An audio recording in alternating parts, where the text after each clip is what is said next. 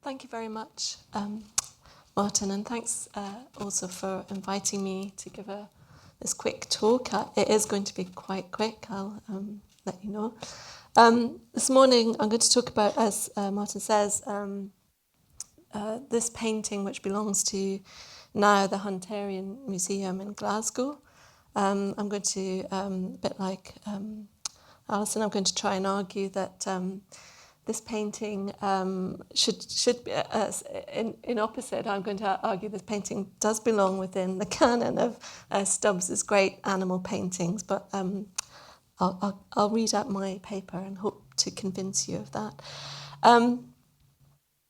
Okay, so two paintings belonging to the original collections of the physician and anatomist Dr. William Hunter are now in the Hunterian Museum, Glasgow, and are believed to have been commissioned from George Stubbs while Hunter was engaged in research on comparative anatomy. One, the nilgai on the left, in the possession of Queen Charlotte at the time, and the other, the moose, belonging to the Duke of Richmond. Both paintings demonstrate the close professional relationship between Stubbs and Hunter in the middle years of the 18th century, with Hunter tellingly remarking that the nilgai was painted by Stubbs under my eye, inferring a collaboration between the artist and the anatomist. While Stubbs's nilgai formed the basis of Hunter's paper presented to the Royal Society in 1771, his researches on the moose were not published and existed as manuscript notes only for many years. Remaining in such obscurity, therefore, the moose appears to be an unlikely exemplar of the sublime works by Stubbs referred to by the naturalist Thomas Pennant in his study British Zoology, where he refers to Stubbs as an artist not less happy representing animals in their still moments than when agitated by their furious passions. His matchless paintings of horses will be lasting monuments of the one, and that of the lion and the panther the other. This paper suggests that the moose is an example of Stubbs's skill at depicting an animal in its still moment, and proposes the moose might also be considered amongst Stubbs's pioneering works of animal painting, as it demonstrates the artist's keen knowledge of comparative anatomy, zoology, and natural history, in the rather sombre and solitary image of the moose or Canadian elk. Much of the cultural fascination surrounding these animals in the 18th century originated in ideas of migration, domestication, and extinction, and explains their inclusion within the collections and menageries of individuals such as Queen Charlotte and the Duke of Richmond. But Hunter was particularly intrigued by such theories, and his manuscript notes explain how he was keen to distinguish this animal from the Irish elk, a similar animal whose fossil remains had been found in bog sites in Ireland and which Hunter believed to be extinct. Invited by General Carleton, a future Governor-General of Canada, to examine the animal, Hunter instructed Stubbs to get a picture made, commenting that no pains was spared by that great artist to exhibit an exact resemblance both of the young animal itself and of a pair of horns of the full-grown animal. In the 1770s, William Hunter was engaged in several personal projects, the most important being research for his impressive Anatomy of the Human Gravid Uterus of 1774, with its precise, highly detailed life-size engravings depicting the stages of pregnancy, all of which were drawn by his artists from the life. During this period, too, he had also turned his attention to comparative anatomy, adding to various studies with his brother, the famous surgeon John Hunter. In his paper on the nilgai, which was published and was read to the Royal Society in 1771, he describes the advantages of intricately composed and meticulous images over written descriptions for the purposes of conveying knowledge of natural history. Good paintings of animals give such much clearer ideas than descriptions. Whoever looks at the picture which was done under my eye by Mr. Stubbs, that excellent painter of animals, can never be at a loss to know the nilgai, wherever he may happen to meet it. This belief in the capacity of an image to inform and instruct in a way not readily reducible to language conforms with Stubbs's and Hunter's antiquarian approach to the study of natural history, and Stubbs depicts something of the animal's temperament as expressed by Hunter in his anthropomorphized description. The quotation which I've here on the slide, all of the time that the two of them were in my stable, he writes, I observed this, that whenever any attempt was made upon them, they immediately fell down upon their foreknees, and sometimes they would do so when I came before them.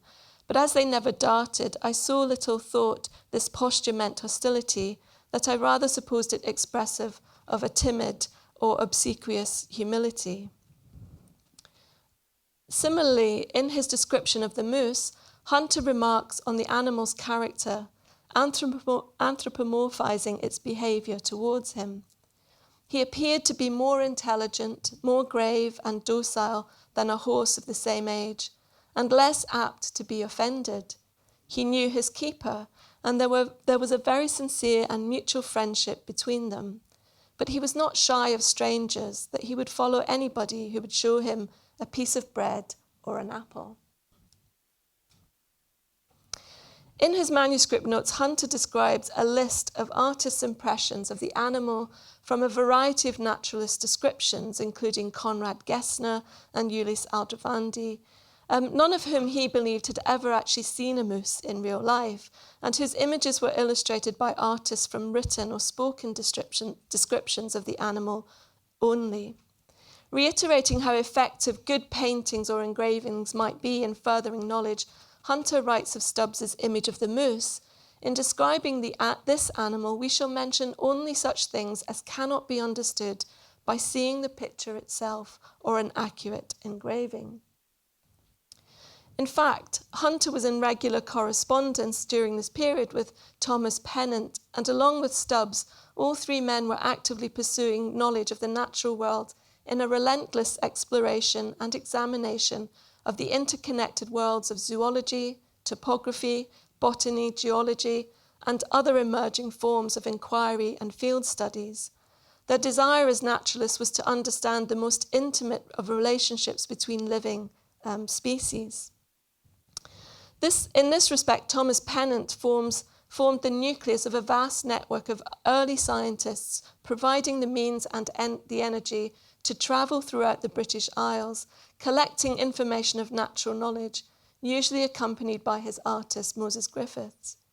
In one extract from Pennant's Arctic Zoology, an incredibly ambitious work which incorporates Scotland within an expansive survey of the countries of the Northern Hemisphere, including Greenland, Iceland, and the islands of Faroe and Faroe, Pennant describes the fowlers, the bird catchers on the Faroe Islands. The dexterity of the fowlers, he says, is amazing. They will place their feet against the front of the precipice and dart themselves some fathoms from it. With a cool eye, survey the places where birds nestle and again shoot into their haunts.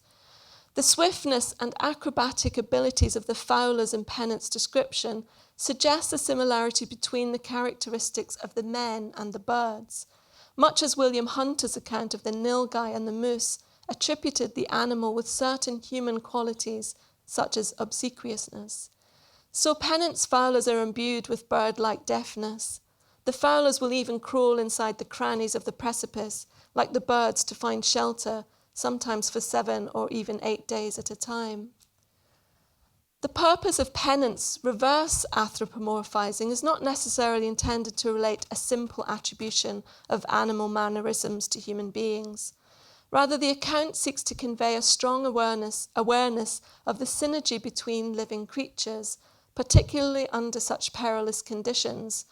Just as George Stubbs's anatomical correctness relays a visceral experience of the sublime, Pennant's presentation of the extremities of life lived on the cold, hard rock face, delineated in sharp detail in an accompanying drawing, provides the reader and the viewer with a vitalizing narrative.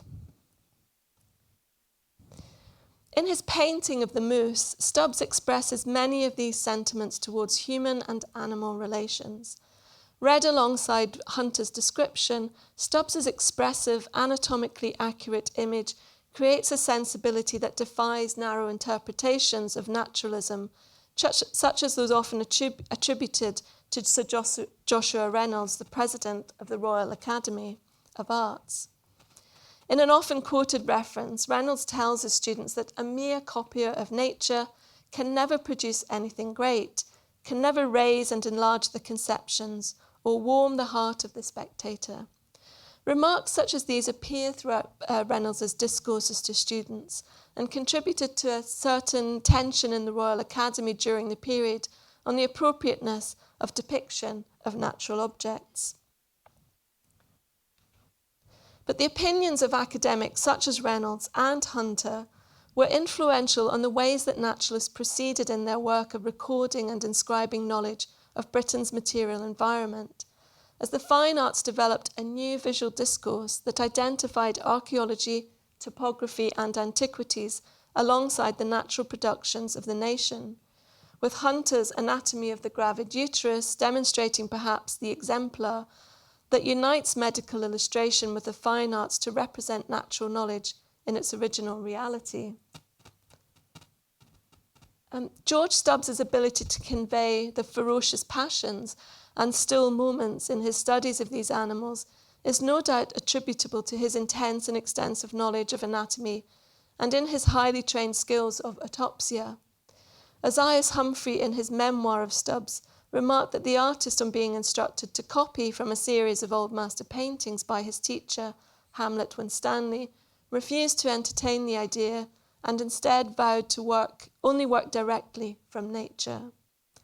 The empirical origins of Stubbs's images distinguish them from the conventions of both neoclassicism and romanticism.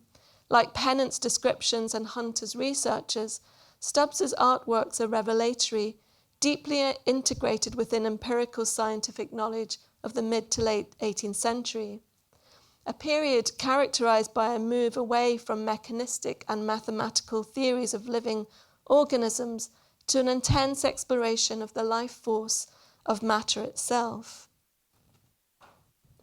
It is clear that Thomas Pennant selected Stubbs's painting as plate 7 in Arctic Zoology exactly for its vita vitalis, its extreme anatomical tension, an artistic and intellectual skill summarized by Hunter as the principal means of conveying natural knowledge. He writes, "For many purposes, especially in the arts and in natural history, there is a language which is both easily acquired and, though not so copious, is more expressive than any language in the world, and at the same time so plain that the unlearned as well as the learned understand it at first sight. I mean the art of drawing. What a pity it is that it had not sooner been introduced and more generally used, as descriptions in this language are so expressive, so precise and well determined, they have more credit than descriptions in common language, especially too as they are presumed to be taken from the life." These sentiments are also revealed in Pennant's selection of some lines from James Thomson's poem Winter, first published in 1726, where, and I've put the quotation here, the extract, where he says, "Raised over the heapy wreath, the branching elk lies slumbering sullen in the white abyss. The ruthless hunter wants not nor dogs nor toils, nor with the dread of sounding bows he drives the fearful flying race with ponderous clubs, as weak against the mountain heaps they push, their beating breast in vain and piteous bray. He lays them quivering on the ensanguined snows, and with the loud shouts rejoicing bears them home." While Pennant's description of the moose in Arctic Zoology seems rather insensitive, he describes it as the vast size of the head, the shortness of the neck, and the length of the ears gives the beast a deformed and stupid look. It is the means of hunting and killing these inoffensive creatures that occasions his sympathies. He describes, "The hunters avoid entering on the chase till the sun is strong enough to melt the frozen crust with which the snow is covered. Otherwise the animals can run over the firm surface. They wait till it becomes soft, enough to impede the flight of the moose, which sinks up to the shoulders, flounders, and gets on with great difficulty. The sportsman pursues at his ease on his broad rackets or snowshoes and makes a ready prey of the distressed animals. Thomson's poetry, alongside Stubbs's illustration of the moose, demonstrates the commitment to accuracy and authenticity of these naturalists. Suitably, Thomson's poetry achieved the ultimate form of naturalistic representation, having initiated a blind verse style that encapsulated pure description of the natural world. Thomson's popular and enduring verses established in a general sense that the objects of nature were appropriate subjects for poetry, and so they were also entirely suitable subjects for painting. And this is argued by the surgeon poet John Aitken in 1778. The surgeon poet John Aitken, who writes, it was, however, thought that they, objects of nature, could not legitimately constitute the whole, or even the principal part of a capital piece. Something of a more solid nature was required as the groundwork of a poetical fabric.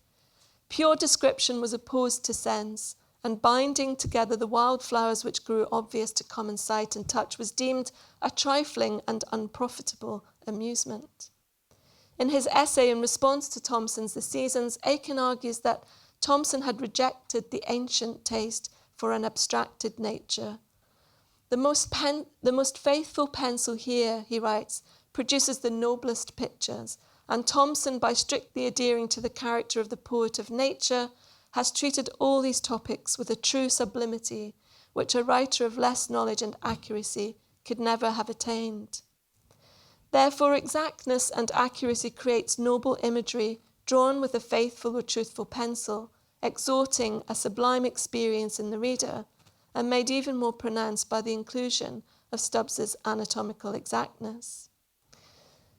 Aiken argues that modern scientific philosophy presented the opportunity to explore these affectations of physical sensations and intellectual inquiry, and his On the Plan and Character of Thomson's poem might also be understood as a response to a physical theology represented in the poet's writings in his own time, an aspect of Thomson's poetry that often situates him within an earlier period of Newtonian or mechanical sciences rather than modern Burkean Edmund Burke's vitalism. And this might be true as well for Stubbs's reputation, perhaps. Nonetheless, there are aspects of Thomson's imagery that appear to speculate more imaginatively on the interconnections between physical sensations, corporeal impressions, and other living matter that would have appealed to Aiken, Hunter, and Pennant. William Hunter and George Stubbs understood that the work of artists was essential in the production of knowledge of natural history and of objects related to the natural sciences. Their collaborations reflect the concerns of naturalists to combine a number of interrelated subjects, including anatomy, zoology, geology, and topography, among many others. The extent of their interests reach as far as the elite environments of the Royal Academy of Arts and the Royal Society in London, and to the furthest points of antiquarian curiosity at the peripheries of the globe. The potential for elaborate and stimulating artworks that would result from such curiosity was combined with an apprehension that images might not be truthful or accurate enough to convey understanding. Recourse to empiricism demanded by these 18th century naturalists was indeterminate, and images subject to such distinguishing eyes reveal the various convergences of debates on the role of the fine arts in the imitation of nature and on the workings of mimesis. Anatomical experimentation constituted just one aspect of the natural sciences that came to influence artists' representations of the natural world, intensifying and exhorting viewers to an understanding of natural knowledge in certain cases.